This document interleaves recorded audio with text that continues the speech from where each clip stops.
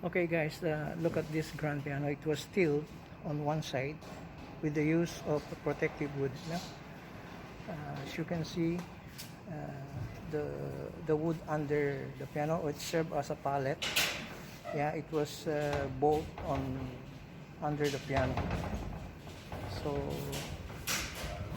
this is the importance of the one I'm making today, the protective wood. I call it protective wood. So why we can leave the piano while it's in this position? Because we revolutionized the strength of the piano, the quality, the protective wood. I mean, the original protective wood doesn't have this wood, no.